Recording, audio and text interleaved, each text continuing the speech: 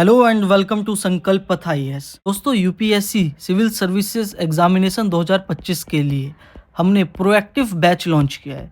इस बैच के तहत हम यूपीएससी प्रीलिम्स का जो सारा का सारा सिलेबस है उसको कवर करने वाले हैं और इस साल 2025 का एग्ज़ाम हमारा टारगेट होने वाला है। इसके लिए हमको पूरी तरीके से प्रोएक्टिव रहेंगे, चाहे एग्ज़ाम 2023 की तरह थोड़ा सा हार्ड आए या नॉर्मल रहे, हमको बिल्कुल तैयार रहना है।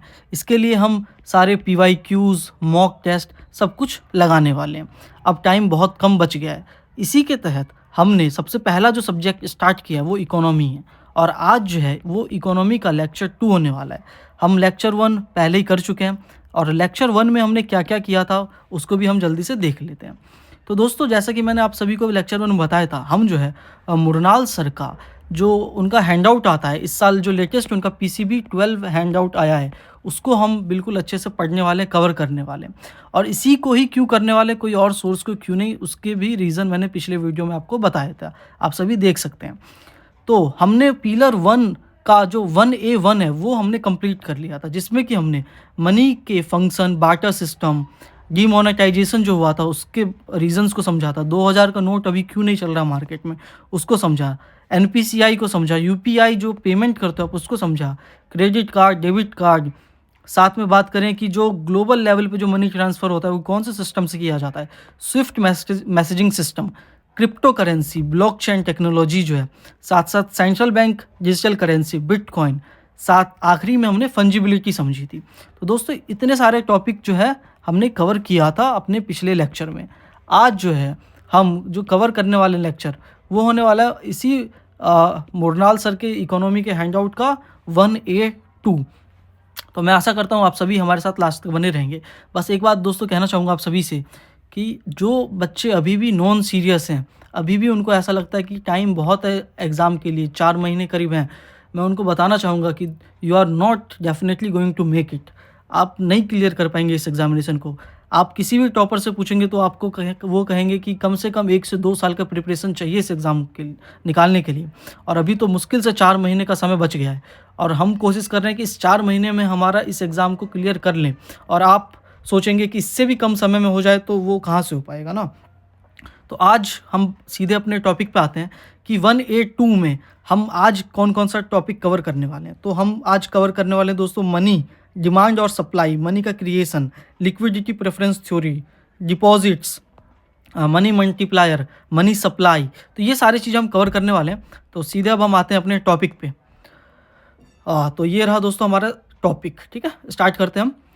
कुछ भी डाउट हो आप सभी प्लीज़ कमेंट सेक्शन में ज़रूर पूछ लीजिएगा ना, मैं आप सभी का रिप्लाई करने की कोशिश करूँगा, ठीक है। तो स्टार्ट करते हैं हम। हमारा पहला टॉपिक क्या है, money, demand, supply and creation, जिसमें कि पहला है लिक्विडिटी प्रेफरेंस थ्योरी। तो दोस्तों, लिक्विडिटी प्रेफरेंस थ्योरी से पहले हमको इस टर्म को समझना पड़ेगा कि लिक्विडिटी क्या होता है ना। लिक्विडिटी का हिंदी में अगर आप कहें तो तरलता होता है, सिंपल क्या, तरलता। लेकिन आप इकोनॉमिक टर्म्स में बात करें कि एसेट का लिक्विडिटी, तो उसका मतलब ये होता है कि आप कितनी जल्दी किसी भी एसेट को आप कैश में कन्वर्ट कर सकें, उसको कहते हैं लिक्विडिटी। एसेट यानी आपके पास कुछ भी हो, घर हो, ज़मीन जायदाद, सोना चांदी, आप उसको बेच के या कैसे भी करके हो उससे आप कैश में कितनी जल्दी कन्वर्ट कर लेते हैं, उसको कहते हैं लिक्विडिटी। तो लिक्विडिटी आपने समझ में आ गया होगा लिक्विडिटी किसको कहते हैं। तो लिक्विडिटी प्रेफरेंस थ्योरी, ये ब्रिटिश इकोनॉमिस्ट थे जॉन माइनार्ड कीनिस, इन्होंने जो है इस प्रेफरेंस थ्योरी को दिया था। इनके मुताबिक लोग जो हैं अपने पास कैश मनी या कह लो आप लिक्विड फॉर्म में, चाहे आप बैंक में भी कह सकते हो कि आप तुरंत निकाल सकते हो ना बैंक से भी पैसा, तो इस फॉर्म में लोग मेनली 3 मोटिव से पैसा अपने पास रखते हैं। क्या 3 कारण होते हैं लोगों को अपने पास कैश रखने का। कौन कौन से 3 कारण होते हैं? एक होता है ट्रांजैक्शन मोटिव, ठीक, एक होता है प्रिकॉशनरी मोटिव, तीसरा होता है स्पेक्युलेटिव मोटिव। इन तीनों को बारी बारी समझते हैं। ट्रांजैक्शन मोटिव का मतलब ये है कि आपके रोज़ दिनचर्या में आपका जो आप दूध खरीदोगे, सब्जी खरीदोगे, उन सब चीज़ों के लिए तो आप अपने पास कैश रखोगे ना भाई, उसको कहते हैं ट्रांजैक्शन मोटिव। दूसरा प्रिकॉशनरी मोटिव। प्रिकॉशनरी मोटिव में जो लोग, आपने पहले नहीं कहते थे कि कुछ ऐसा दुर्घटना हो जाए, कुछ हो जाए, उसके लिए आप पहले से कुछ पैसा अपने पास जमा करके रखते हो कि अनफोर्सीन एक्सपेंडिचर कुछ आ जाए, कोई मेडिकल इमरजेंसी आ जाए, तब तो आपको पैसा रखना पड़ेगा ना कुछ, उसके लिए लोग पैसा रखते हैं, उसको कहते हैं प्रिकॉशनरी मोटिव। तीसरा होता है स्पेक्युलेटिव मोटिव। स्पेक्युलेटिव मोटिव दोस्तों उसको कहते हैं कि लोग कुछ पैसा अपने पास इसलिए रखते हैं कि वो देखते हैं कि कहीं ज़मीन का दाम गिरा तो हम परचेज़ कर लें, कहीं तो सोने का दाम गिरा तो हम उसको तुरंत परचेज़ कर लें। तो उसके लिए वो स्पेक्युलेटिव टर्म्स के लिए हम जो है अपने पास कुछ पैसा रखते हैं। और कुछ पैसा रखने का मतलब ये नहीं है कि आपके घर में 10 से 20 लाख रुपए ऐसा कुछ कैश पड़ा हो। इसका मतलब ये है कि आपके अगर बैंक अकाउंट में भी है, आप तुरंत उसको निकाल सको। आपने कहीं शेयर मार्केट या किसी ऐसी जगह नहीं रख रखा है जहाँ पे आपका पैसा लॉक हो। तो उन सब को हम इन मोटिव से हमने समझा कि 3 कारण जो ब्रिटिश इकोनॉमिस्ट जॉन मायनार्ड नीस ने बताया था। तो होपफुली आपको ये छोटा-सा टॉपिक समझ में आ गया हो। दोस्तों देखो, ये जो आपका हैंडआउट है ना 1A2, ये बहुत ज़्यादा इम्पोर्टेंट है। क्यों इम्पोर्टेंट है? क्योंकि इसमें हम जितने भी टर्म्स के बारे में समझने वाले हैं, वो आपके पूरे इकोनॉमी में काम आने वाले हैं। ठीक है? तो इस लेक्चर को आप बहुत ही ध्यान से देखिएगा। आप चाहे तो स्पीड कम भी कर सकते हैं या इंक्रीज़ भी कर सकते हैं आपके सहूलियत के हिसाब से, या आप चाहें तो फिर से इस वीडियो को देख सकते हैं, अगर समझ में आपको बीच में ना आए तो। ठीक? तो दोस्तों अगला जो हमको टॉपिक समझना है, वो क्या समझना है? Total demand of money. ठीक है? अभी हमने स्पेक्युलेटिव मोटिव और ट्रांजैक्शन मोटिव समझा था। तो टोटल डिमांड ऑफ मनी का सिंपल एक फॉर्मूला होता है, क्या? ट्रांजैक्शन डिमांड और स्पेक्युलेटिव डिमांड, इन दोनों को ऐड करके जो बनेगा उसको क्या कहेंगे हम? टोटल डिमांड ऑफ मनी कहेंगे। इस फॉर्मूला है सिंपल, आपको इसको ध्यान रखना है ना। टोटल डिमांड ऑफ मनी को ट्रांजैक्शन डिमांड, स्पेक्युलेटिव डिमांड। अभी हमने इन दोनों टर्म्स को यहाँ समझा था, ट्रांजैक्शन और स्पेक्युलेटिव। ठीक है? और ट्रांजैक्शन जैसे मैंने बताया कि ट्रांजैक्शन का मतलब कुछ डे टू डे लाइफ में जो भी आपका खर्चा होता है उसके लिए आप रखते हो। स्पेक्युलेटिव मतलब अगर कुछ इन्वेस्टमेंट पर्पस से कि ज़मीन खरीदना है, आपको गोल्ड खरीदना है, उस सब चीज़ों के लिए आप रखते हो। तो इन दोनों को प्लस करके हम क्या कहेंगे? Total demand of money. अब हमको कुछ रिलेशन को समझना पड़ेगा दोस्तों। कैसा रिलेशन? देखो, अगर तो समझो कि महंगाई ज़्यादा है, इन्फ्लेशन बढ़ गया, ठीक है? आप जो दूध खरीदते थे 50 रुपए में, अब उसकी कीमत हो गई मान के चलो 100 रुपए। तो आप क्या करोगे कि अपने बैंक अकाउंट से पैसा निकाल के अपने पास रखोगे ना, अपने पास रखोगे आप अपने ट्रांजैक्शन डिमांड को फुलफ़िल करने के लिए। तो अगर इन्फ्लेशन बढ़ेगा, तो आपका जो ट्रांजैक्शन डिमांड है वो भी बढ़ेगा। इससे क्या होता है? जीडीपी भी बढ़ता है। जीडीपी कैसे बढ़ता है उसको समझिए आप। कि अगर तो महंगाई हो जाती है, आप 50 रुपए का सामान 100 रुपए में अब खरीदते हो, तो 50 रुपए आप ज़्यादा दे रहे हो। अब उस 50 रुपए ज़्यादा दे रहे हो, तो हो सकता है वो स दूध बनाने वाली जो कंपनी है, उस 50 रुपए ज़्यादा से वो जो है बाकी का और अपना बिज़नेस ओपन करे, ठीक है? ताकि लोगों को और रोज़गार मिल सके, ठीक? बाकी वो सैलरी में डिस्ट्रीब्यूट करेगा, ठीक है? तो इन सब वजहों से ये इसका भी एक लिमिट है कि महंगाई कितने हद तक बढ़ेगी, एक सीमा तक बढ़ेगी तो जीडीपी को इंक्रीज़ होता है, समझे आप? मतलब जीडीपी बढ़ने के लिए महंगाई भी बढ़ना ज़रूरी है, लेकिन एक लिमिट तक। क्योंकि अगर उसके बाद भी महंगाई बढ़ती रही, तो क्या होगा कि उसका एक नेगेटिव इम्पैक्ट बढ़ेगा कि इतना ज़्यादा महंगाई बढ़ गई कि आप जो बेसिक आइटम आपको रोज़ खरीदना था, मान के चलो 50 रुपए का दूध खरीदना था, इतनी महंगाई बढ़ गई 500 रुपए का हो गया और आपने क्या किया? दूध खाना ही बंद कर दिया।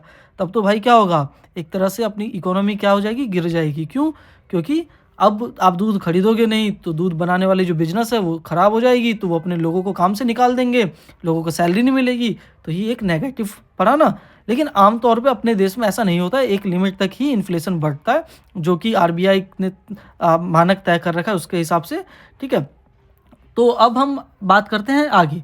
और जो मतलब अगर उन देशों की बात करो जहाँ पे ऐसे एकदम से आ जाता है प्रॉब्लम, जहाँ इकोनॉमी बहुत ज़्यादा मतलब इन्फ्लेशन बहुत ज़्यादा बढ़ जाती है, तो आप समझो वो देश डिफ़ॉल्ट अपने आप को घोषित कर देते हैं, बैंकरप्ट हो जाते हैं, वो सब चीज़ें, ठीक है?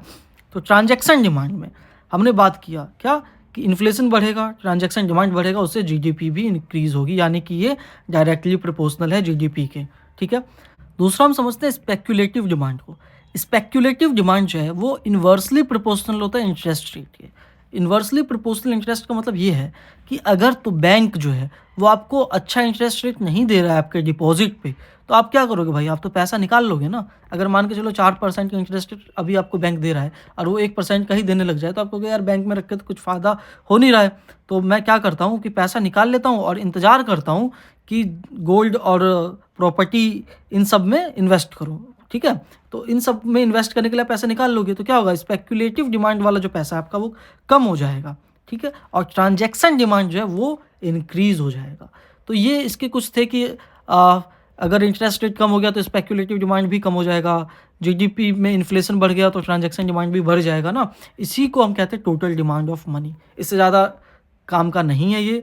देखो इकोनॉमी में बहुत सारे टर्म्स ऐसे आएंगे जिसको आपको मन करेगा कि और ज़्यादा टाइम लगाए, लेकिन अगर पेपर के पॉइंट ऑफ व्यू से देखें वो ज़्यादा अगर काम का नहीं है, जितना टाइम उस पर लगाना चाहिए उससे ज़्यादा टाइम आपको नहीं लगाना है। क्यों? क्योंकि आपको यूपीएससी का एग्जाम क्लियर करना है भाई। ये हमने जैसे कि समझा था कि लिक्विडिटी किसको कहते हैं, कि आप कोई चीज़ को कितनी जल्दी कैश में कन्वर्ट कर सकते हो ना, ease of converting asset into cash. तो अब हम समझते हैं कि कौन से एसेट को हम हाईली लिक्विड कहेंगे, कौन से एसेट को रिलेटिवली इलिक्विड कहेंगे, कौन से को किसको हम लिक्विडिटी इंजेक्शन कहेंगे। तो इसको हम समझते हैं। तो देखो दोस्तों, जैसे कि गोल्ड हो गया, जैसे कि डिमांड डिपॉजिट। डिमांड डिपॉजिट वो होता है कि आपने बैंक में अपना पैसा जमा कर रखा है और आप जब चाहे पैसा निकाल सकते हो एटीएम से, या चाहे जैसा भी आपका जो सेविंग अकाउंट हो गया, चाहे करंट अकाउंट हो गया, इसको कहते हैं डिमांड डिपॉजिट। आगे हम समझने वाले हैं इसको। जो गवर्नमेंट सिक्योरिटी होता है, ट्रेजरी बिल होता है, इन सब को हम हाईली लिक्विड एसेट कहते हैं। गवर्नमेंट सिक्योरिटी, ट्रेजरी बिल, इसको क्या कहते हैं बताता हूँ। अगर गवर्नमेंट को लोन चाहिए, मान के चलो फॉर लेस देन 1 ईयर, तो गवर्नमेंट ट्रेजरी बिल निकालती है। अगर गवर्नमेंट को लोन चाहिए 1 साल से ज़्यादा के लिए तो गवर्नमेंट सिक्योरिटीज़ निकालती है। अगर वही प्राइवेट कंपनीज इन सबको लोन चाहिए तो शेयर, बॉन्ड, डिबेंचर ये सब निकालती है। इसके लिए हम आगे के जो हैंड आउट है उसमें कवर करने वाले हैं, अभी इतना ही काम का था। तो हाईली लिक्विड एसेट समझ में आ गया आपको कि ये सब जो चीज़ें ना, आप तुरंत के तुरंत इसको चाहे तो आप कैश में कन्वर्ट कर सकते हो। रिलेटिवली लिक्विड एसेट किसको कहते हैं कि भाई आपको टाइम लगेगा उसको कैश में कन्वर्ट करने में। चाहे आपका घर अगर आपको बेचना हो तो इतने जल्दी आपको नहीं ना खरीदार मिलेंगे। पेंटिंग हो गया, स्कल्पचर्स हो गया, तो ये इन सब के राइट बायर्स राइट टाइम पे मतलब बहुत ज़्यादा डिफिकल्ट होता है पाना, ठीक है, ढूंढना। अब समझते हैं हम लिक्विडिटी इंजेक्शन। तो देखो दोस्तों, आरबीआई वो क्या करती है समय समय पे, उसको अगर मैंने जैसा बताया था आपको कि कैसे इन्फ्लेशन इंक्रीज होने से जो आपका ट्रांजैक्शन मोटिव है वो इंक्रीज हो जाता है, जीडीपी इंक्रीज हो जाता है ना। तो आरबीआई क्या करती है इसी चीज़ के लिए, क्या करती है, बैंक्स को लोन देती है। ठीक है, आरबीआई ने बैंक्स को लोन दिया। बैंक क्या करेगी भाई, उस लोन के अमाउंट को लोगों में बांटेगी।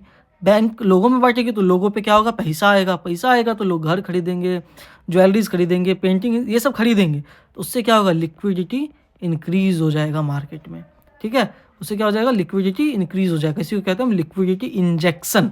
मतलब आरबीआई जो क्या करती है कि लिक्विडिटी को इंजेक्ट करती है मार्केट में। ठीक, तो आपको पता चल गया हाईली लिक्विड और रिलेटिवली इलिक्विड एसेट के बारे में।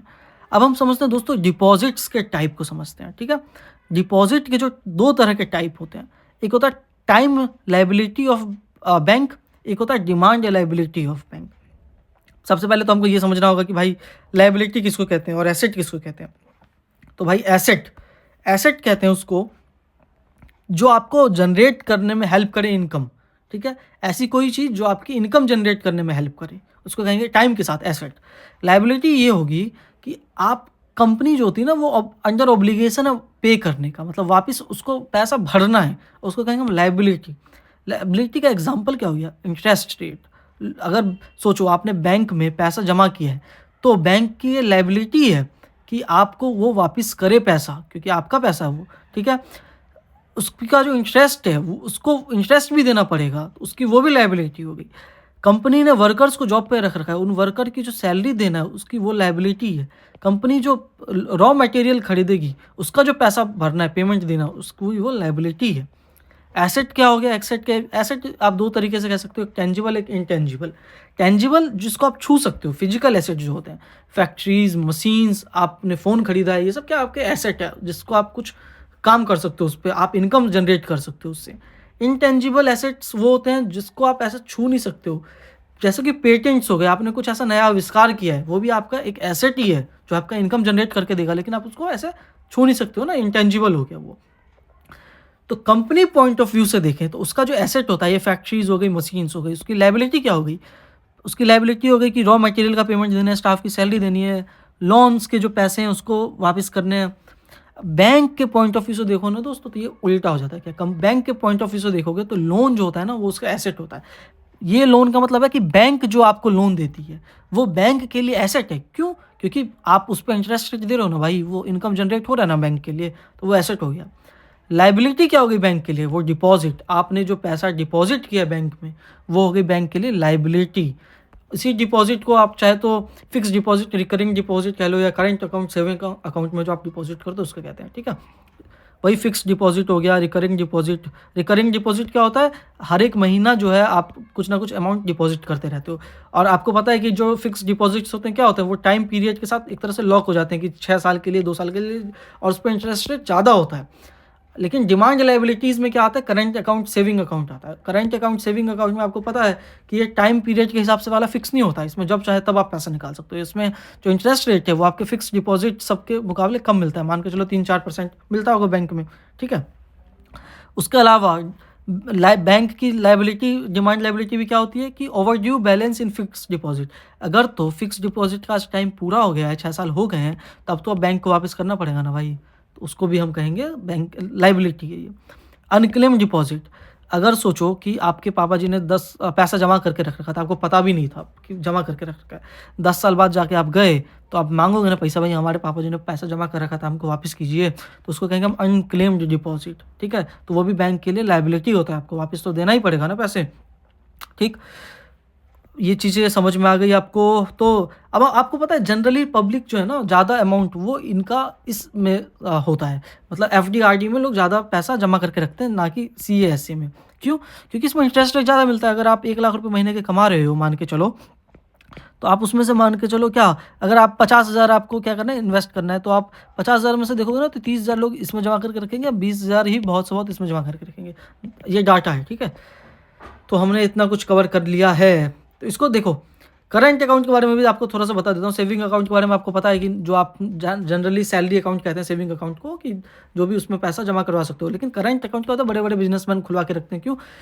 एक तो देखो इसमें घाटा भी है, 0% इंटरेस्ट रेट मिलता है, लेकिन उसमें फ़ायदा क्या होता है? फ़ायदा ये होता है कि उसमें निकालने में और जमा करवाने में बहुत ज़्यादा आसानी होती है, ठीक है? उसमें जो ओवरड्राफ्ट की भी फैसिलिटी मिलती है। ओवरड्राफ्ट मैंने बताया था एक तरह का लोन अमाउंट होता है, उसकी भी फैसिलिटी मिलती है। तो भाई बड़े-बड़े बिज़नेसमैन सबको क्या होता है, घर पे आके वो चेक वेक साइन करवा लेते हैं, तो इन सब का फ़ायदा मिलता है करंट अकाउंट में, ठीक? सो इसी से रिलेटेड एक क्वेश्चन है, इस क्वेश्चन को आप जल्दी से देख लीजिए। Dash is not included in the asset of a commercial bank in India. Advances, deposit, investments, money at call and short notice. तो 5 सेकंड का टाइम, आंसर बताइए जल्दी से। सो इनमें से क्या ऐसा है जो एसेट में नहीं है कमर्शियल बैंक के इंडिया में? तो क्या एसेट नहीं है? डिपॉजिट, अभी मैंने बताया था आपको। डिपॉजिट क्या है? डिपॉजिट क्या है? लायबिलिटी है। ये देख रहे हो आप, डिपॉजिट क्या बैंक के लिए लायबिलिटी है। क्यों लायबिलिटी है? क्योंकि उसको वापस करना है, वो पैसा, डिपॉजिट का पैसा, ठीक है? वापस करना है। तो बैंक ने जो इन्वेस्टमेंट कहीं पे कर रखा है, वो तो भाई उसको पैसा उसको वापस ही मिलेगा ना। Money at call and short notice, call and short notice को भी समझेंगे, जो बैंक्स आपस में लेन देन करते हैं उसको कहते हैं। एडवांसेस, ये भी एक तरह का जो बैंक लोन देती है आपको ना, उसको कहेंगे एडवांसेस। तो भाई आप जो लोन देगी तो बैंक के लिए क्या होगा? एसेट होगा ना। तो यहाँ पे लिखा not included in asset. Not included यानी कि लायबिलिटी, यानी कि डिपॉजिट, ठीक है? तो आरबीआई ने एक ग्रीन डिपॉजिट एफडी लेके आई थी, जिसका मतलब पैसा आप उसमें ही जमा होगी ना। SBI green fixed deposit SBI लेके आया था, मतलब कि आप जो एफडी करवाओगे उसका जो सारा पैसा है वो किसी ग्रीन प्रोजेक्ट में एज अ लोन की तरफ ही जाएगा, ठीक है? क्या हो अगर कोई भाई ग्रीन प्रोजेक्ट चल ही ना रहा हो, तो क्या बैंक लोन नहीं देगी? देगी। बैंक का तो काम ही है लोन देना, तो वो देगी। लेकिन पहले थोड़ा सा वेट किया, अगर कोई नहीं है तो भाई बैंक किसको लोन दे देगी? बैंक जो है गवर्नमेंट ट्रेजरी बिल और ये सब परचेज़ कर लेगी, जो कि 1 साल से कम हो, ताकि अगर कोई आ गया ऐसे प्रोजेक्ट वाला तो बैंक इसमें से पैसे निकाल के इसको वापस कर सके। तो ये कुछ बातें थी। आगे हम टाइम डिपॉजिट, फिक्स्ड डिपॉजिट देखो, अगर 3 करोड़ से ज़्यादा का एफडी किसी ने करवाया, उसको क्या कहेंगे हम? बल्क डिपॉजिट कहेंगे। तो एक टर्म था, 3 करोड़ से ज़्यादा अगर करवाया तो बल्क डिपॉजिट कहेंगे। सेविंग अकाउंट को सैलरी अकाउंट, डिमांड डिपॉजिट, ये मैंने बता दिया आपको, ठीक है? उसके बाद मैंने आपको ये भी बता दिया था कि अनक्लेम्ड डिपॉजिट, अनक्लेम्ड डिपॉजिट अगर तो वही जमा किया था, पैसा लेने के लिए नहीं गए, उसको कहेंगे। लेकिन इसमें आरबीआई ने एक रूल क्या निकाला था? एक उद्गम पोर्टल आरबीआई ने निकाला। उद्गम पोर्टल क्या पोर्टल निकाला आरबीआई ने कि अगर तो मान के चलो 10 साल हो चुके हैं, आप कोई भी पैसा क्लेम करने के लिए नहीं गया, तो क्या होगा? आरबीआई ने ये कहा था कि अगर 10 साल से ज़्यादा हो जाए तो बैंक को ना वो पैसा ट्रांसफ़र करना होगा depositor education and awareness fund, जो आरबीआई ने बनाया था उसमें। उसमें पैसा वापस करोगे, बैंक वापस करेगा, क्योंकि बाकी मान के चलो जब कोई व्यक्ति पैसा मांगने के लिए आएगा तो उस पोर्टल में से, उस फंड में से पैसा निकाल के दे देगी आपको। ठीक है, इसी के लिए आरबीआई ने उद्गम पोर्टल सेटल किया था, इसमें जाके सब चीज़ें आप क्लेम कर सकते हो। तो भाई अगर किसी का ऐसा है तो उद्गम पोर्टल पे जाए, क्लेम करे। ठीक, अब समझते हैं full reserve banking versus fractional reserve banking. ये टर्म्स है, इसको जल्दी से समझ लेते हैं। फुल रिजर्व बैंकिंग किसको कहते हैं? फुल रिजर्व बैंकिंग ऐसे बैंकिंग होते हैं जहाँ पे आपको जो मतलब लोन जो है डिमांड डिपॉजिट को लोन के तौर पे ना दिया जाए, डिमांड डिपॉजिट को लोन के तौर पे ना दिया जाए। मतलब कि आपने जो सेविंग अकाउंट में पैसा जमा करवा रखा है, ठीक है, उसको लोन में किसी को ना दिया जाए, उसको कहेंगे डिमांड फुल रिजर्व बैंकिंग। ठीक है, टाइम डिपॉजिट को लोन में दिया जाए। ठीक, फ्रैक्शनल रिजर्व बैंकिंग उसको कहेंगे जब भाई आपने डिमांड डिपॉजिट जो आपने पैसा जमा कर रखा है उसको बैंक किसी को लोन में दे सकती है। टाइम डिपॉजिट यानी कि एफडी सबको भी लोन में दे सकती है। ठीक है, क्यों लोन में देने से क्या होगा दोस्तों? बैंक क्यों लोन में देती है भाई? क्योंकि इकोनॉमी चलती रहे, बैंक का भी प्रॉफिट बना रहे। बैंक लोन में देगी, उसका इंटरेस्ट मिलेगा ना, और बैंक लोन में देगी, जो लोन लेने वाला व्यक्ति होगा वो रोजगार जनरेट करेगा, तो ये हेल्प करता है इकोनॉमी में। तो फुल रिजर्व बैंकिंग वाला जो है वो हेल्प करेगा? नहीं करेगा उतना ज़्यादा। फ्रैक्शनल वाला क्या करेगा? हाई चांसेस है उसको। ठीक है, तो इंडिया भी क्या है? इंडिया भी क्या है आपको पता है? इंडिया क्या है? इंडिया जो है फ्रैक्शनल रिजर्व बैंकिंग के अंतर्गत आता है। ठीक है, India uses fractional reserve banking. ठीक, तो मैंने आपको ये समझा दिया। आगे चलते हैं हम क्या? Money supply. दोस्तों ये एक बहुत इंपॉर्टेंट टॉपिक है। क्या? Money supply. इसको बहुत ध्यान से समझिएगा, क्योंकि इससे रिलेटेड बहुत सारे आपको आगे टर्म्स में समझना होगा। ठीक है, तो इसको समझते हैं हम। देखो, आरबीआई ना मॉनेटरी पॉलिसी लाती है। मॉनेटरी पॉलिसी के अंतर्गत सीआरआर, एसएलआर, रेपो रेट और जो ओपन मार्केट ऑपरेशंस होते हैं ये सब करती है। इन सब टर्म्स को हम आगे धीरे धीरे समझने वाले हैं। अभी आप इतना मान के चलो कि आरबीआई मॉनेटरी पॉलिसी लाती है, और फाइनेंस मिनिस्ट्री जो है ना फिजिकल पॉलिसी लाती है, मतलब बजट में लाती है, जिसमें टैक्सेशन, सब्सिडी, जैसे इन्वेस्टमेंट ये लाती है। इन सब का पर्पस क्या होता है? इन सब का पर्पस होता है बस आपके जो इकोनॉमी, अर्थव्यवस्था, उसको बेहतर बनाना। भाई सरकार का तो काम यही है ना कि जीडीपी बढ़े, इन्फ्लेशन कम हो, एम्प्लॉयमेंट जनरेट हो ज़्यादा से ज़्यादा। ठीक है, तो ये सब चीज़ें मैंने टर्म्स आपको समझा दिया। इसके लिए अब हम क्या समझते हैं? इकोनॉमी को बेहतर करने के लिए अब किसी भी इन सब चीज़ों को मैंने समझाने का कारण यही था कि इन सब के लिए सरकार को क्या चाहिए? डाटा चाहिए ना, कि कितना लोन देना है, कितना जो है महंगाई बढ़ गई है उसको कंट्रोल करना है, उसके लिए क्या चाहिए? डाटा चाहिए सरकार को। और इसी डाटा को के लिए कितना पैसा लोगों के हैंड में है, कितना बैंक के पास है, तो ये मनी सप्लाई का चार्ट है, पूरा मेज़र करने का तरीका है। इसको हम कहते हैं M1, M2, M3, M4। इसको हम अच्छे से दोस्तों समझते हैं। तो देखो, M1, M2 को क्या कहते हैं? नैरो मनी कहते हैं, रीज़न समझेंगे। M3, M4 को क्या कहते हैं? ब्रॉड मनी कहते हैं। इसका हम रीज़न समझने वाले हैं अभी। अच्छा, आपको ये बता दूं, इसमें ना जो बैंक आपस में एक दूसरे को जो लोन देंगे वो हम काउंट नहीं करेंगे। तो इस बात का आपको ध्यान रखना है। बैंक भी भाई आपस में एक दूसरे को लोन देते हैं, ठीक है, उसको हम काउंट नहीं करेंगे। जैसे कि एक्सिस बैंक ने डिपॉजिट किया स्टेट बैंक में, ठीक है, इन सबको हम काउंट नहीं करेंगे। इसीलिए हम इसको नेट डिपॉजिट ऐसा टर्म्स को हम यूज़ करते हैं। ठीक है, और हम इंटर बैंक डिपॉजिट को एक्सक्लूड करते हैं। तो मतलब नॉर्मली जो आप जो डिपॉजिट कर रहे हो, हम लोग जो डिपॉजिट कर रहे हैं बैंक में, उसको हम इंक्लूड करेंगे। अब ये सब क्या है इसको मैं समझाता हूँ अच्छे से, आप प्लीज़ ध्यान से देखिए। और एक और फैक्ट इसमें आपको बताना चाहूँगा, आपको पता है पोस्ट ऑफिस का भी सेविंग बैंक अकाउंट होता है, ठीक है, लेकिन वो लेस लिक्विड होता है। क्यों लेस लिक्विड होता है? लिक्विड क्या होता है मैंने बताया, कितनी जल्दी आप पैसा निकाल सकते हो। लेस लिक्विड क्यों है ये? क्योंकि उसमें भाई पैसा निकालने में टाइम होता है। क्यों टाइम लगता है? एटीएम नहीं मिलता, ATM card post office saving account का। उसके अलावा आपको ब्रांच जाना पड़ेगा, ब्रांच जाके आप लाइन में लोगोगे, पैसा निकालोगे, टाइम लगेगा ना उसमें। तो इसको इस दो हिस्सों में हमने डिवाइड कर रखा है। इसको इसमें फॉर्मूलाज हैं, फॉर्मूलाज को आपको रटना है बिल्कुल, कैसे है, क्यों है, इतना दिमाग नहीं लगाना, बस याद करना है। M1 का फॉर्मूला क्या है? CU का मतलब होता है coin and currency with the public, मतलब जो पैसा पब्लिक के हाथ में है उसको कहते हैं CU। ठीक है, demand deposit, current account, saving account मैंने आपको बताया था। डिमांड डिपॉजिट किसको कहते हैं? करेंट अकाउंट, सेविंग अकाउंट को कहते हैं। M2 का फॉर्मूला क्या है? Coin and currency with public. ठीक, डिमांड डिपॉजिट CASA। उसके अलावा पोस्ट ऑफिस का जो डिमांड डिपॉजिट होता है सेविंग अकाउंट, उसको M3 करेंट अकाउंट, ये coin and currency with public. उसके अलावा यही CASA डिपॉजिट वाला, फिर टाइम डिपॉजिट FDRD वाला। M4 के अंदर ये सब आता है। चिंता मत करो, आराम से समझेंगे। कोई टेंशन लेने वाली बात नहीं है, आराम से समझेंगे। मैंने आपके लिए पूरा टेबल बनाया है जिससे आप इसको समझ में आ पाओ। आप भी मेरे साथ ये टेबल में देख सकते हैं अच्छे से, ठीक है, बना सकते हैं चाहे तो खुद से भी। तो तरीका मैंने बताया M1 M2 M3 M4, ठीक है, M1 M2 M3 M4 कौन से हिस्से में डिवाइड कर लेना है? Coin and currency with public, CU मैंने बताया। कमर्शियल बैंक में क्या होता है? Current account, saving account, CASA, FD RD, fix deposit, recurring deposit, ठीक है। कमर्शियल बैंक में ये दोनों चीज़ हो सकती है ना।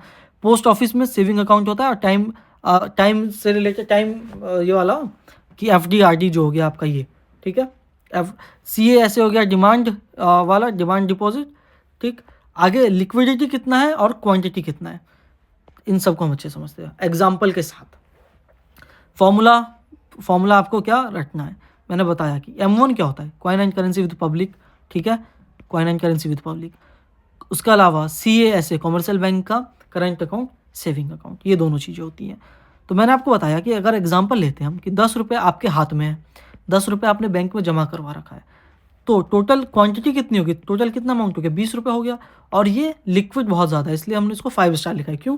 क्योंकि जो कमर्शियल बैंक का मतलब normally Axis bank, state bank, इन सब में करंट अकाउंट, सेविंग अकाउंट से आप पैसा बहुत जल्दी निकाल सकते हो, और आप जो आपके हाथ में है वो तो है ही भाई, तो ज़्यादा लिक्विड होंगे। क्वांटिटी 20 रुपये हो गया, ठीक। आगे बढ़ते हैं हम। M2 का फॉर्मूला क्या था? करंट अकाउंट, सेविंग, ये coin and currency with public होता है, करंट अकाउंट, सेविंग अकाउंट भी होता है कमर्शियल बैंक का, और पोस्ट ऑफिस का सेविंग अकाउंट होता है यहाँ पे, ठीक है। ये 3 चीज़ें आती हैं M2 में। एग्जाम्पल के साथ समझते हैं हम। क्या एग्जाम्पल? 10 रुपये आपके पास मान के चलो है, इसमें 10 रुपये आपके चलो इसमें है, बैंक में जमा हुआ है, और 10 रुपये आपने पोस्ट ऑफिस में जमा करवा रखा है। तो टोटल कितने रुपये हो गए? टोटल क्वांटिटी हो गई 30 रुपये। लेकिन क्या ये इतना लिक्विड है जितना पहले वाला था? क्या जितना ये था लिक्विड, क्या पोस्ट ऑफिस वाला था? मैंने बताया था रीज़न नहीं। इस वजह से इसको हम क्या देंगे? 4 स्टार दे दिया हमने, ठीक है।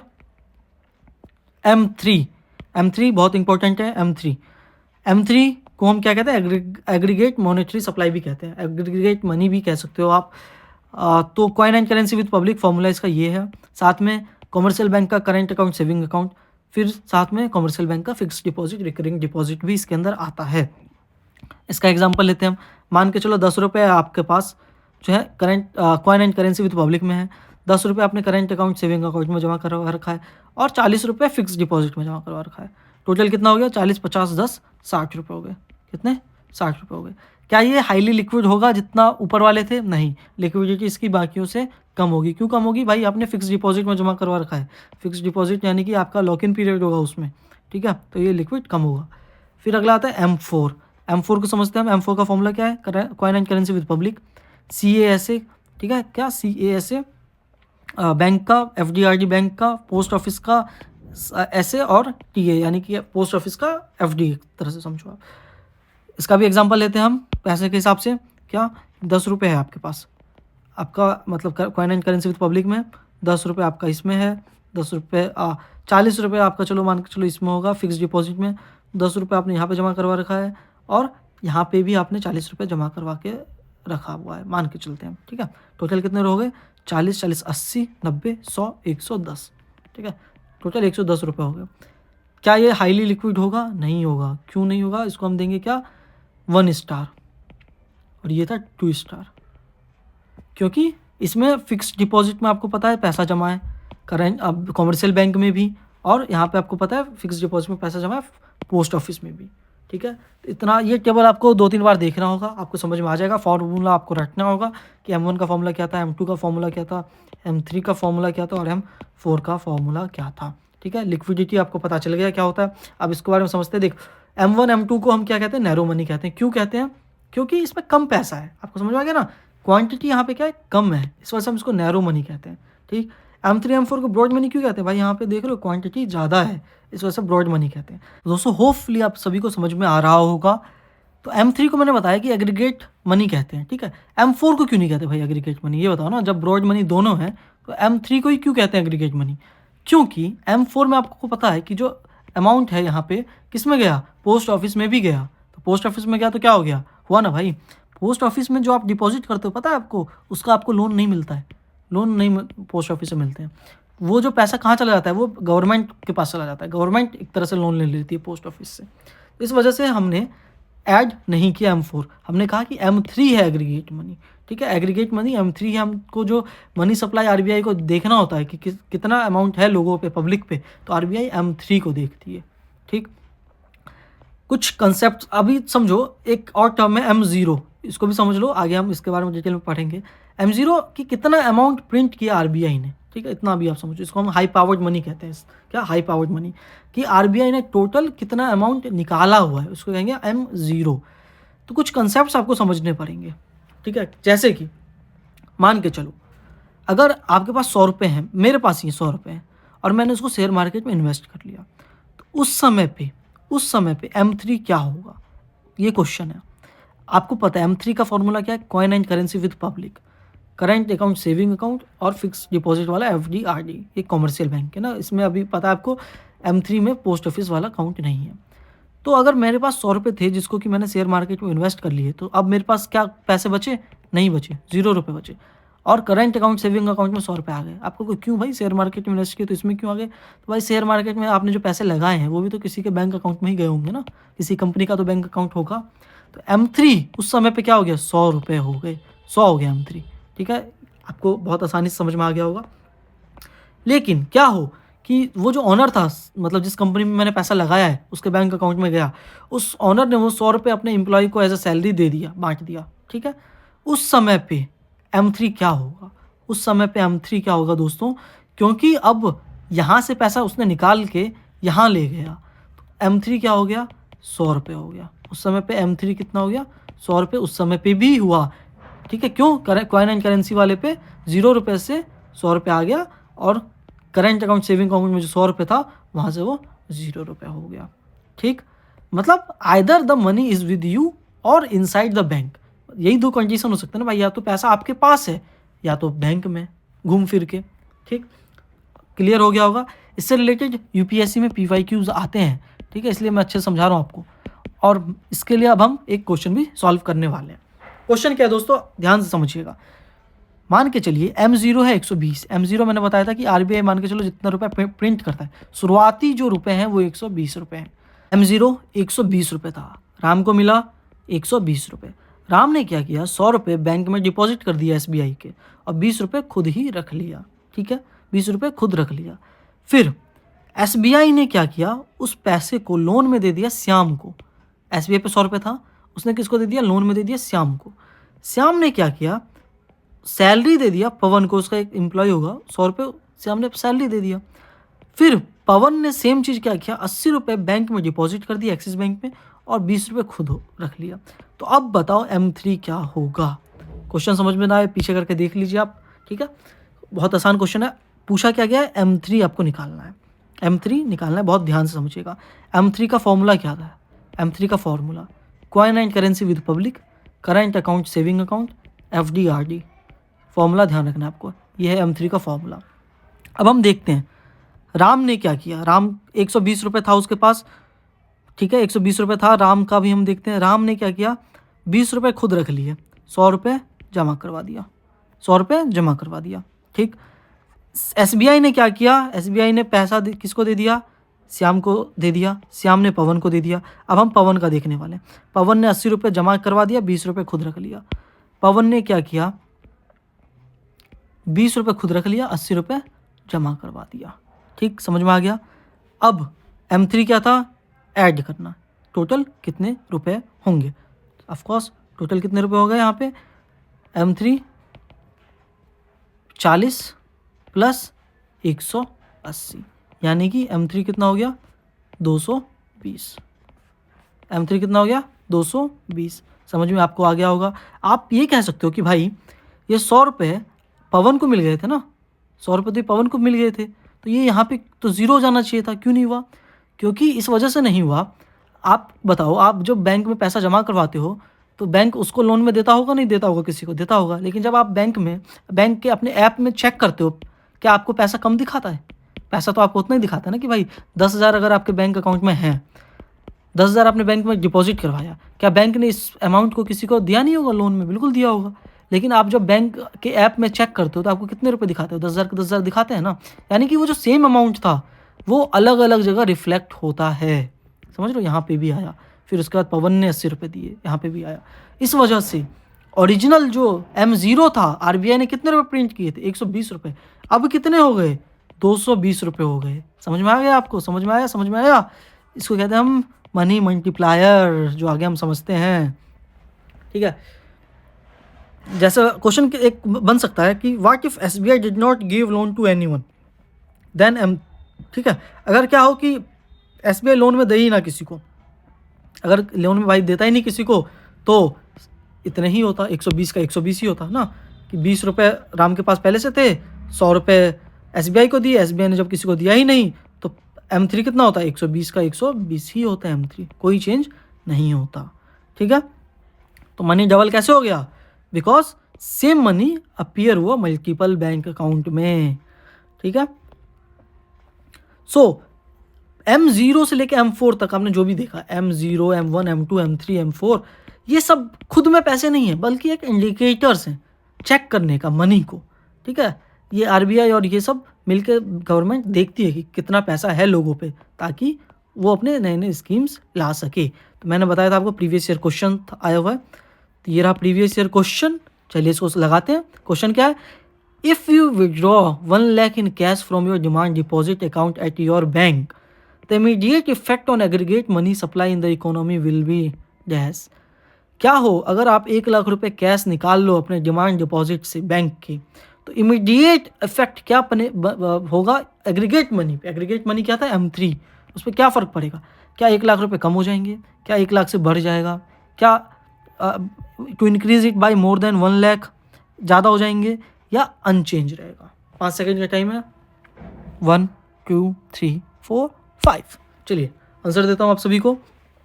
जैसे कि भाई मैंने बताया M3 क्या था? M3 था क्या? Coin and currency with public, CASA FDRD, हाँ यही था ना फॉर्मूला। ठीक है, तो इन्होंने कहा, क्या कहा कि अगर आप पहले क्या था? पहले इस समय था 1 लाख रुपए बैंक में, पहले 1 लाख रुपए बैंक में था आपके पास, ये हो आप 0 था। ठीक है, आपने कंडीशन क्या दिया? कंडीशन था कि पैसा निकाल लिया। पैसा जब निकाल लिया तो भाई आपके पास आ गया ना वो पैसा, coin and currency with public हो गया ना। अब बैंक में कितना बचा? 0 रुपये बचा। तो M3 कितना हो गया? सेम 1 लाख ही हो गया, सेम 1 लाख हो गया। तो कोई चेंज हुआ? नहीं हुआ। To leave it unchanged, answer ये होगा। समझ में आ गया आपको? ध्यान, यहाँ पे 0 हो गया। ये क्यों 0 हो गया? क्योंकि पैसे यहाँ से निकाल लिए गए, ले लिया गया, लोन में नहीं दिया गया है। लोन में दिया जाता तो 0 होता नहीं होता। अभी मैंने आपको बताया था, यहाँ पे देखिए, यहाँ पे 0 हुआ था, नहीं हुआ था। क्यों? क्योंकि यहाँ पे लोन में दे दिया गया था। ठीक है, क्वेश्चन होपफुली आपका आंसर सही हुआ होगा, नहीं हुआ तो कोई बात नहीं, रिवाइज कीजिए, हो जाएगा। अगला question, which of the following are included in narrow money? CDS में पूछा गया था नैरो मनी में क्या क्या इंक्लूडेड है? Currency with public, demand deposit, other deposit with RBI, banker deposit with the reserve bank of India. 5 second का time start now. 1 2 3 4 5। Narrow money, narrow money क्या था दोस्तों? M1 एंड M2 था ना नैरो मनी, और M3 M4 क्या था? Broad money था ना। अभी बताया था मैंने आपको, नैरो मनी नैरो क्यों है, ब्रॉड मनी ब्रॉड क्यों है? कम पैसे हैं नैरो मनी में और ब्रॉड मनी में ज़्यादा पैसे थे, इस वजह से। ठीक है, कौन कौन सी चीज़ें इंक्लूडेड है नैरो मनी में? नैरो मनी में कौन कौन सी चीज़ें इंक्लूडेड है? यानी कि ये पूछना चाह रहा है कि M1 और M2 में क्या क्या इंक्लूडेड है। M1 का फॉर्मूला क्या था? याद कीजिए, M1 का फॉर्मूला क्या था और M2 का फॉर्मूला क्या था? याद कीजिए जल्दी से। Coin and currency with public सब में था। M1 में क्या था? CASA था, करेंट अकाउंट सेविंग अकाउंट था। M2 में क्या था? CASA भी था, साथ में क्या था यहाँ पे पोस्ट ऑफिस बैंक का भी CA था, मतलब जो आपने जमा करवा रखा है वो था। यही था ना। देखिए फॉर्मूला क्या था हमारा, ये देखिए, ये रहा फॉर्मूला, याद है आपको? M1 में coin currency with public, M2 में भी coin currency with public. M1 में क्या था? CASA, M2 में भी CASA, और M2 में साथ में पोस्ट ऑफिस वाला भी इंक्लूडेड था। फॉर्मूला याद रहा होगा आपको। ठीक है, मैंने बता दिया। अब ये चीज़ें इसमें इंक्लूडेड हैं, ये सारी चीज़ें इसमें इंक्लूडेड हैं। तो क्वेश्चन पे आते हैं हम। करेंसी विद पब्लिक बिल्कुल होगा, मैंने बताया भी आपको। डिमांड डिपॉजिट, क्या डिमांड डिपॉजिट था? बिल्कुल था। ये जो CASA है ना, क्या है, ये डिमांड डिपॉजिट है। क्या है, डिमांड डिपॉजिट है। और FDRD क्या होता है, टाइम डिपॉजिट होता है। क्या, टाइम डिपॉजिट होता है। और ये किस में था, M3 में था। M3 में देखोगे तो आप, ये टाइम डिपॉजिट, यहाँ पे मैं लिख देता हूँ, ये क्या है, डिमांड डिपॉजिट।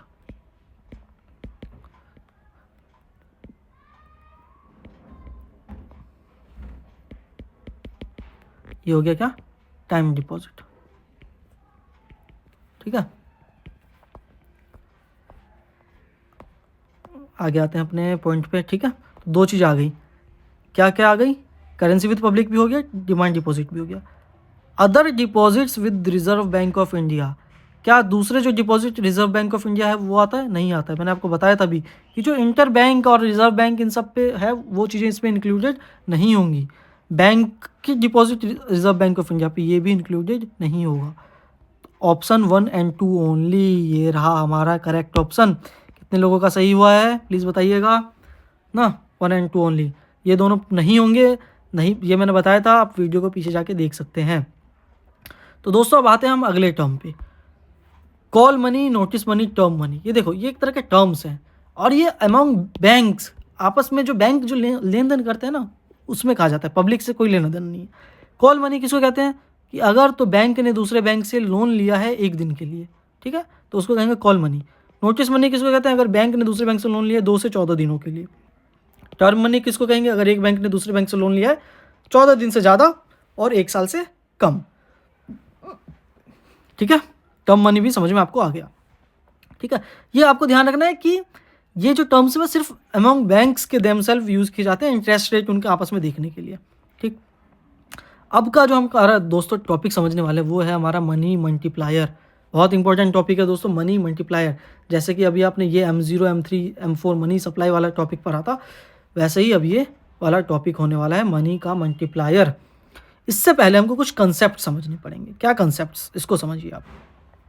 मान के चलिए अगर आपके पास 1 किलो प्याज है, 100 रुपये का बिकता है, 100 रुपये का बिकता है। गवर्नमेंट ने क्या किया, देखा अरे यार चुनाव है, गरीब कल्याण योजना चलाते हैं, लोगों को पैसा देते हैं, पैसा बांटते हैं। लोगों पे पैसा जब बांटा तो लोगों पे बहुत सारा पैसा आ गया। जब पैसा आ गया तो वही 1 किलो ऑनियन का जो भाव था 500 हो गया। क्यों, क्योंकि भाई अब खरीदारी करने के लिए ज़्यादा रुपए हो गए ना लोगों पे, तो अब लोग 100 रुपये के बदले कितना दे देंगे, देने के तैयार हो जाएंगे, 500 रुपये दे देने के तैयार होंगे। तो इससे क्या हो गया, महंगाई बढ़ गई, इन्फ्लेशन बढ़ जाएगा ना। तो इसी इन्फ्लेशन को कम करने के लिए, रिड्यूस करने के लिए RBI क्या करती है, ये मनी सप्लाई के वेरियस मेथड्स का यूज़ करती है। जैसे कि CRR, SLR, ये सब। CRR क्या होता है उसको हम डिटेल में आगे पढ़ेंगे, लेकिन शॉर्ट में बता दूं अभी। CRR का शॉर्ट फॉर्म क्या है, कैश रिजर्व रेशो। ये आप समझो, जो बैंक में डिपॉजिट करवाते हो ना, आपने 100 रुपये डिपॉजिट करवाया, 100 रुपये डिपॉजिट करवाने पे बैंक जो है ना कुछ इसका हिस्सा, मान के चलो 10 रुपये, ये अपने पास रख के RBI को दे देती है। क्यों रखती है ये पैसे, ताकि सोचो कि बैंक में कुछ फ्रॉड हो जाए, सारे पैसे कोई लूट के चला जाए, तो आप पैसे मांगने के लिए जाओगे बैंक में, तो बैंक पे कम से कम ये 10 रुपये तो होगा ना आपको वापस करने के लिए, कुछ समय के लिए समझो। तो इसलिए CRR होता है, कुछ कैश को रिजर्व में रखते हैं। ठीक है, और ये जो है लाइबिलिटी है बैंक की। ठीक, डिपॉजिट क्या लाइबिलिटी है और बैंक को वापस करना पड़ेगा। ठीक, तो इसका जो रेट है कि कितना होगा, कितने % पैसा रखना है बैंक को, वो कौन डिसाइड करता है, ऑफकोर्स RBI डिसाइड करेगी। RBI ही है सबकी करता धरता। ठीक, तो मैंने एग्जांपल के साथ भी बता दिया। तो ये साइकिल फिर ऐसे ही मान के चलो कि कंटिन्यू चलता रहता है, ये साइकिल ऐसे ही कंटिन्यू चलता रहता है। इसको हम समझते हैं कि अगर मान के चलो बैंक 1 है, ठीक, 100 रुपये आपने डिपॉजिट करवाया, 10% का CRR था। क्या CRR क्या, 10% का, तो 90 रुपये ही बैंक के पास हुआ बाकी को लोन को अमाउंट को देने के लिए। बाकी के 10 रुपये क्या करेगी, अपने पास ही रखेगी, जो बैंक है ना, मतलब अपने पास रखने का मतलब क्या है, वो RBI के पास जमा कर लेगी। ठीक है, तो 90 रुपये ही लोन में दे पाएगी। 90 रुपये उसने लोन में दिया, किसी पब्लिक को ही देगी, पब्लिक को दिया, पब्लिक ने क्या किया, पब्लिक ने उस पैसे को बैंक 2 में जमा करवा दिया। ठीक है, 1 रुपये भी अपने पास नहीं रखा। तो हम ये आइडियल कंडीशन की बात करें कि उसने 1 रुपये भी अपने पास में नहीं रखा, बल्कि 90 के 90 रुपये बैंक में जमा करवा दिया। दूसरे बैंक का भी सेम कंडीशन, 10% का अपने पास रखो, यानी कि 10% हो गया 90 रुपये का, 9 रुपये, 81 रुपीज़ बचा, वो बैंक 3 के पास पहुँचा, वही लोन डिपॉजिट वाले प्रोसेस से। फिर ऐसे धीरे धीरे आप देखो कम होता गया पैसा, क्या डिपॉजिट अमाउंट भी कम होता गया, लोन अमाउंट भी कम। एक समय ऐसा आएगा जब ये भी ज़ीरो हो जाएगा, ये भी ज़ीरो हो जाएगा, ठीक है। तो यहाँ पे जो टोटल मनी होगा M3 होगा। M3 हमने क्या देखा था, current account, saving account with public और CASA जो डिपॉजिट्स थे वो, डिमांड डिपॉजिट्स और टाइम डिपॉजिट वाला। तो आप देखोगे कि current account, coin and currency with public तो जीरो, मतलब 1 रुपया भी कोई अपने पास नहीं रख रहा है, बैंक में जमा करवा दे रहा है। और बैंक पे जब अभी टोटल डिपॉजिट्स प्लस करोगे तो कितना आएगा, 1000 रुपये। तो टोटल सम कितना आ गया, 1000 रुपये। ये हम एग्जाम्पल के तौर पे मैं आपको बता रहा हूँ, ठीक है। आपको पता चल गया M3 कितना होता है। अब हमने जो मनी मल्टीप्लायर हमको समझना, मनी मल्टीप्लाई का फॉर्मूला होता है, क्या फॉर्मूला होता है, M3/M0। M3 क्या, वही टोटल मनी, M3 जो एग्रीगेट मनी था, M0 जो मैंने आपको बताया था हाई पावर्ड मनी कहते हैं, जो शुरू में कितना था उसको कहते हैं। तो शुरू में भाई 100 रुपये था बस, शुरू में कितना था, बस 100 रुपये था। तो 1000/100 आ गया 10। तो मनी मल्टीप्लायर कितना हो गया, 10 टाइम्स, यानी कि 100 रुपये से अब मार्केट में कितना आ चुके हैं, 1000 रुपये हो चुके हैं, यानी कि 10 गुना मनी हो चुका है। इसको कहेंगे हम क्या, मनी मल्टीप्लायर। इसको निकालने का एक और फॉर्मूला क्या होता है, एक और फॉर्मूला होता है, NCERT में गिवन है। मनी मल्टीप्लायर मतलब अगर आपको CRR पता हो पहले से ही, ठीक है, CRR पता हो तो भी आप निकाल सकते हो। कैसे, अगर मान के चलो CRR 50% है तो मनी मल्टीप्लायर का फॉर्मूला होता है 1/CRR, 1/50%। 50% आपको पता है, परसेंटेज को नॉर्मली में हम कन्वर्ट करने के लिए क्या करते हैं, 100 से डिवाइड करते हैं। 100 से डिवाइड करोगे तो क्या आएगा, 2 गुना आ जाएगा। मनी मल्टीप्लायर आपको इससे भी पता चल गया, ठीक है। तो आप ये समझ पा रहे हो, क्रोनोलॉजी समझ पा रहे हो कि जब आप CRR को क्या करते हो, कम करते जाते हो, या मान के चलो CRR मतलब बढ़ाते जाते हो। ये कितना था, CRR 10% था, तो मनी मल्टीप्लायर कितना हो गया था, 10 टाइम्स था। CRR अगर क्या हो, 20% हो जाए, तो आप जब निकालोगे ना इसका मनी मल्टीप्लायर, आगे आपका 5 टाइम, 5 गुना आया। तो CRR अगर बढ़ाओगे तो मनी मल्टीप्लायर क्या होगा, कम होता जाएगा। CRR इंक्रीज करने से क्या हो जाएगा, मनी मल्टीप्लायर डिक्रीज होने लग जाएगा। तो ये कंसेप्ट आपको अब ध्यान में रखना है, ठीक है।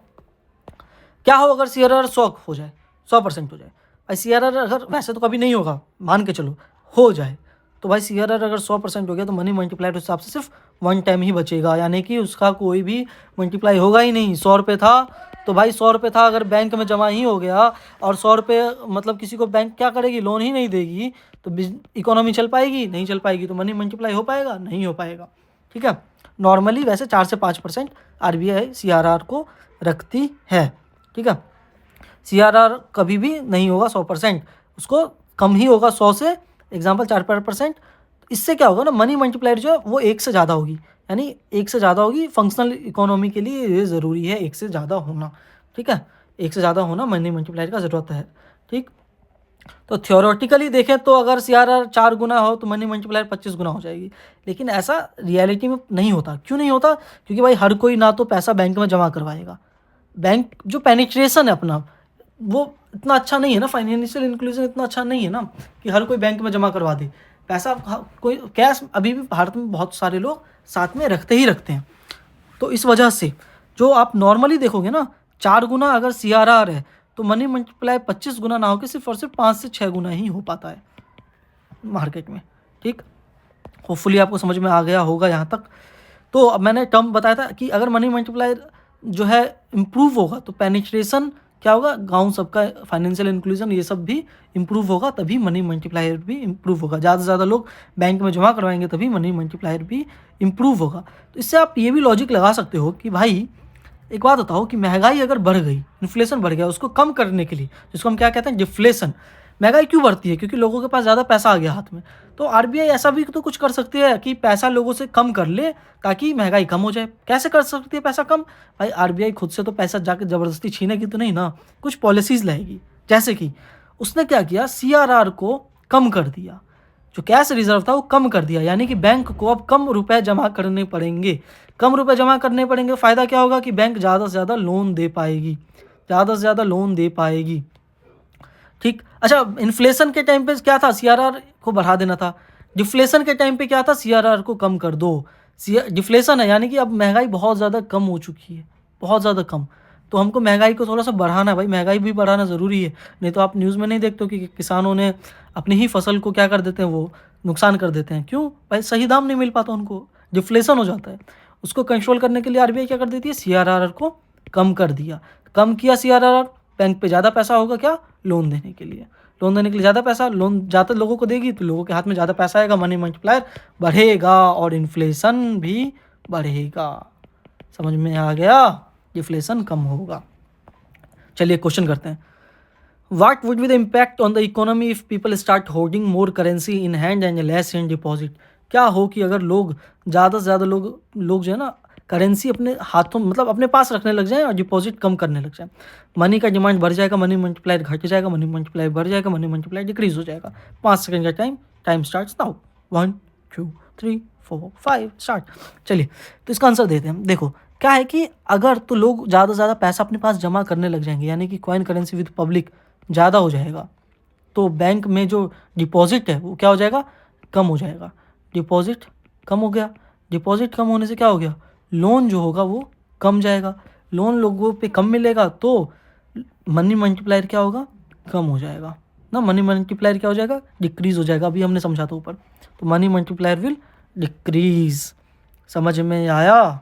ठीक है, मनी मल्टीप्लायर विल डिक्रीज। वहीं पे अगर लोग ज़्यादा से ज़्यादा बैंक में पैसा जमा करते तो क्या होता? लोन देने का अमाउंट ज़्यादा होता, बैंक पे लोन ज़्यादा देती तो मनी मल्टीप्लायर इंक्रीज हो जाता। ठीक है, तो देखो मनी का जो मल्टीप्लायर है ना M3/M0, ये सिर्फ और सिर्फ इसी पे डिपेंड नहीं करता है कि लोन आपने कितना दिया, मतलब बैंक में कितना ज़्यादा डिपॉजिट किया, और CRR SLR के इंक्रीज डिक्रीज से भी बहुत सारी चीज़ों पे डिपेंड करता है। जैसे कि भाई सोचो, अगर लोग कमाएंगे ही नहीं तो पैसा कहाँ से जमा करवाएंगे बैंक में ना, ये भी एक रीज़न हो गया। उसके अलावा फाइनेंशियल इंक्लूजन ही नहीं है, बैंकिंग पेनिट्रेशन बैंक ही नहीं है, तो लोग कहाँ से पैसे जमा करवाएंगे? लोगों को समझ ही नहीं है बैंक के बारे में, तो कहाँ से जमा करवाएंगे? तो बहुत सारे जो है और भी फैक्टर्स काम करते हैं मनी मल्टीप्लायर में। तो हम कुछ चीज़ें समझते हैं, मतलब हिस्टोरिकल डाटा, कि अगर आप देखो 2019-21 में क्या था कि कम हो गया था। कितना? मनी मल्टीप्लायर क्या होता? कम हो गया था। क्यों कम हो गया था? इसके पीछे रीज़न ये था कि आपको पता होगा कोविड सबका टाइम आया था, तो बैंक ने ना लोन देना कम कर दिया था। लोन कम दे रही थी। क्यों कम दे रही थी बैंक लोन? कि भाई लोग पैसा जमा कर पाए, नहीं कर पाए ना, इन सब कारणों से बहुत सारा डर था ना उस समय, तो लोन डिफ़ॉल्ट ना हो जाए, इसलिए मनी मल्टीप्लायर कम हो गया था। लेकिन अगर आप देखो तो हाल के समय में ना क्या हुआ है, मनी मल्टीप्लायर इंक्रीज़ हो गया, हाईएस्ट अपने पॉइंट पर चल रहा है। क्यों? कुछ रीज़न्स हैं, जैसे कि 2000 का जो नोट अभी आपको पता होगा विड्रॉल हो गया। मैंने अपने पिछले लेक्चर में कंप्लीट बताया था कि रीज़न क्या था इसका। तो 2000 का नोट विड्रॉल होने से क्या हुआ कि लोगों के पास 2 ऑप्शन थे, या तो आप एक्सचेंज करवा लो दूसरे नोट के साथ, या तो भाई अपने बैंक अकाउंट में जमा करवा लो पैसे को। तो लोगों ने ज़्यादातर दूसरा प्रीफर किया, दूसरा वाला रास्ता। क्या कि उन्होंने डिपॉजिट करना ज़्यादा चालू किया, तो भाई बैंक में डिपॉजिट बढ़ा तो लोन अमाउंट बढ़ा, मनी मल्टीप्लायर इंक्रीज हो गया, सिंपल। इसी वजह से हाल के दिनों में मनी मल्टीप्लायर बढ़ा हुआ है। दूसरे कुछ कारण थे कि भाई HDFC बैंक और NBFC का मर्जर हुआ था, तो ये सब कुछ टॉपिक हम आगे कवर करेंगे। उसके अलावा ये भी कि बैंक जो है इस समय क्या है, थोड़ा ज़्यादा इंटरेस्ट रेट दे रहे हैं, तो ज़्यादा इंटरेस्ट रेट दे रहे हैं तो लोग ज़्यादा डिपॉजिट कर रहे हैं। ठीक है, एक और question, money multiplier in an economy increase होता है, मनी मल्टीप्लायर किसके साथ?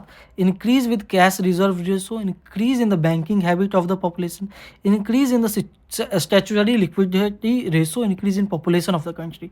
5 सेकंड का टाइम। 1 2 3 4 5। देखो दोस्तों, मैं 5 सेकंड, मेरे को पता है मैं कम टाइम दे रहा हूँ, लेकिन आप ना वीडियो को पॉज करके भी आंसर दे सकते हो। ठीक है, स्टार्ट करते हैं आगे। मनी मल्टीप्लायर इकोनॉमी में कब बढ़ता है? कितनी बार समझा दिया मैंने, मनी मल्टीप्लायर कब बढ़ता है, कब बढ़ेगा? जब बैंक में डिपॉजिट ज़्यादा होगा।